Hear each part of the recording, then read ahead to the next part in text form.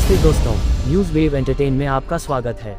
अदन की खाड़ी में भारतीय नौसेना की वीरतापूर्ण प्रतिक्रिया को वैश्विक सराहना मिली, चीन की निष्क्रियता की आलोचना हुई। तो दोस्तों, आखिर क्यों भारतीय नौसेना को हमले की सूचना मिलने पर आईएनएस विशाखापत्तनम तत्काल घटनास्थल पर पहुंचा? आइए जानते हैं क्या है पूरा मामला। मुझे पता है आप एक अच्छे और दयालु इंसान हो जो मेरे इस चैनल को सब्सक्राइब करोगे। अदन की खाड़ी में हाल ही में हुए एक ड्रोन हमले में भारतीय नौसेना ने त्वरित और वीरतापूर्ण प्रतिक्रिया देकर 22 लोगों की जान बचा ली। इस घटना में एक मार्शल द्वीप के ध्वज वाले जहाज एमवी जेनको पिकाडी पर ड्रोन हमला हुआ था। हमले में जहाज में आग लग गई और चालक दल के सदस्य फंस गए। अदन दुनिया में कहाँ है? अदन यमन का शहर है। यह अदन की खाड़ी के उत्तरी तट पर स्थित है और अल-तवाही हाबा के पूर्वी हिस्से को घेरने वाले एक प्रायद्वीप पर स्थित है। अदन की खाड़ी हिंद महासागर में स्थित है और अफ्रीका में अरब प्रायद्वीप और सोमालिया के दक्षिणी तट पर यमन के बीच स्थित है।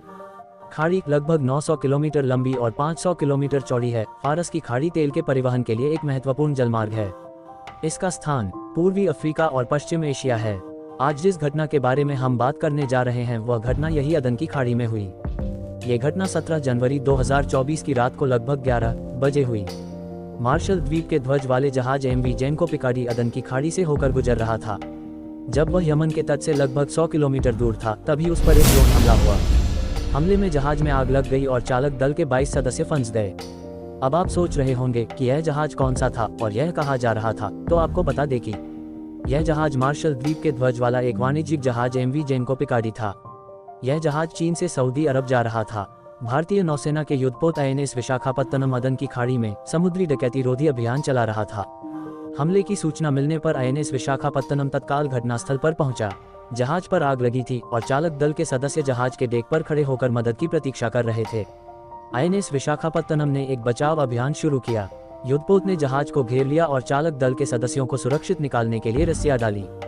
भारतीय नौसेना के जवानों ने रस्सी के सहारे जहाज पर चढ़कर चालक दल के सदस्यों को सुरक्षित निकाल लिया। क्या हुआ घटना के बाद? इस घटना में कोई भी व्यक्ति हताहत नहीं हुआ। भारतीय नौसेना की इस वीरतापूर्ण प्रतिक्रिया की वैश्विक स्तर पर सराहना हुई। कई देशों ने भारत की सराहना करते हुए कहा कि भारतीय नौसेना ने अंतर्राष्ट्रीय जल में व्यापारी जहाजों की सुरक्षा सुनिश्चित करने के लिए एक महत्वपूर्ण भूमिका निभाई है। चीन की निष्क्रियता की आलोचना क्यों हुई? चीन भी अदन की खाड़ी में एक समुद्री सुरक्षा अभियान चला रहा है, लेकिन हमले के समय चीन का कोई जहाज घटनास्थल के पास नहीं था।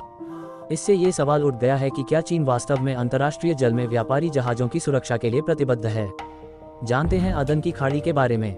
अदन की खाड़ी से कितने जहाज गुजरते हैं? हर साल 30,000 जहाज अदन की खाड़ी से होकर स्वेज नहर की ओर आते जाते हैं। अदन की खाड़ी से कितना व्यापार होता है? शिप ब्रोकर क्लार्कसन के अनुसार 2023 में अब तक लगभग 24,000 जहाजों ने इस मार्ग से होकर यात्रा की है, जो मात्रा के हिसाब से वैश्विक समुद्री व्यापार का लगभग 10% है। इसमें दुनिया के कंटेनर यातायात का 20%, समुद्री तेल का लगभग 10% और तरलीकृत प्राकृतिक गैस का 8% शामिल है। कृपया करके इस वीडियो को लाइक करें और हमारे चैनल को सब्सक्राइब करें। आपके प्यार और समर्थन के बिना हम आगे नहीं बढ़ सकते। धन्यवाद।